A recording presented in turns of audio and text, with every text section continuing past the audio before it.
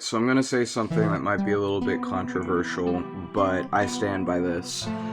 When I was a child, I was somewhat spiritually gifted, and I was back then able to see spirits when I was a little child and able to hear spirits, and I had certain abilities and senses. But because I was a child, and because these symptoms in my case were symptoms of my autism and also symptoms of my DID, which went unrecognized because of how young I was,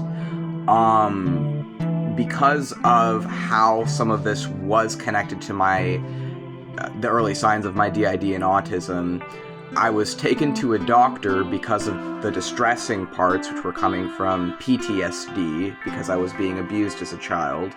And the doctor, not really recognizing the signs in someone so young as a child for what they were, prescribed me antipsychotics and diagnosed me with a schizoaffective disability. And I remained on a cocktail of various different medicines that separated my DID headmates from each other and caused us to further dissociate, and reinforced our dissociation. And I remained on this cocktail of medicine and various different ones for the next over 10 years of my life. And I lost the ability to hear spirits, I lost the ability to see spirits, I lost the ability to effectively communicate with my headmates, and I became dull, gray, numb, and so severely dissociated and detached from myself, and it was further, I was further dissociated by all of these medicines that I was put on, and I do very firmly believe that, and I do very firmly believe that the medicines I was placed on were things that was for a false diagnosis. So, you know, sometimes people say, because now that I am not on any of that shit anymore and I've accepted my autism and accepted my DID, I can again hear spirits, see spirits, and interact with the spirit world how I was able to as a small child before I was placed on these medicines. And in my case, I do know that this is, for me, connected to my autism and DID, or multiplicity of consciousness. And I do know that some of these symptoms are connected to my DID and my autism. But I do not believe that I am schizoaffective. I do not believe that I am psychotic. I do not believe that I am delusional. Because, here's the thing, if I really was, right, because I was raised around people who were actually schizoaffective, I was raised around people who did have schizophrenia, I've met people with schizophrenia before, and I have nothing at all against those people. I have nothing at all against those people. There's nothing wrong with having a disability, it's just a different disability than what I actually have.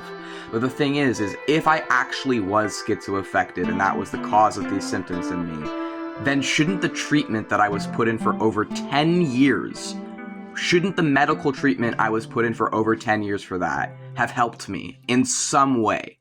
Shouldn't it have helped me in some meaningful way, improved my life in any way, rather than harmed me and pushed me further into a state of dissociation and reinforced the abuse I was going through from my abusers for the first 22 years of my life? And I was in a cult for the 23rd year, but I got out of it by the 24th. So if I really was psychotic, shouldn't the medicine have helped me? It didn't. It did not help me.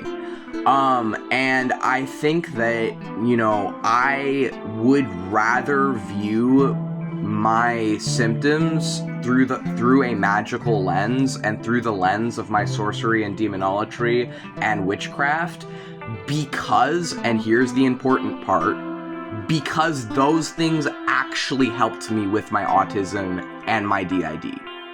Because those are archaic means and old-fashioned means of helping me with my disabilities. So the thing is like, yeah, to some people it might be horrifying that I, view my DID headmates as demons and spirits, that I directly use magic and sorcery and witchcraft and theistic Satanism to deal with my autism and my trauma and my DID. But the thing is that in the last 5 years of taking a spiritual approach to doing that rather than a medical one, for me, specifically in my life, I have seen such radical fucking improvement to my overall well-being and health. I have grown in the last 5 years so much more than I did for the entirety of the over 10 I was put on medicine and put in the treatment for a disability I truly do not believe I have.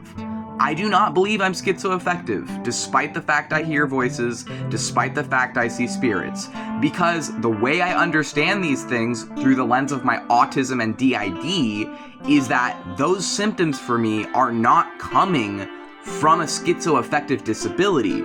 Those symptoms for me are coming from unresolved trauma in my childhood.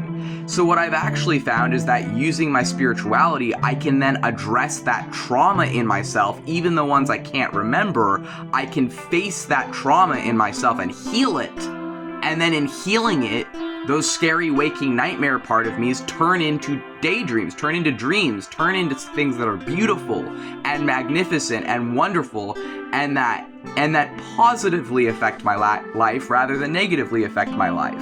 It's like these waking nightmares that I've suffered from, that the medicine did take those away, yes, but it also took all the good shit away too. It took my creativity and dulled it. It took who I am and made it so I didn't even know who the fuck I was. I had no idea who the fuck I was. I couldn't even explore or express who I was because I was numbed out of my goddamn mind on so many different medicines that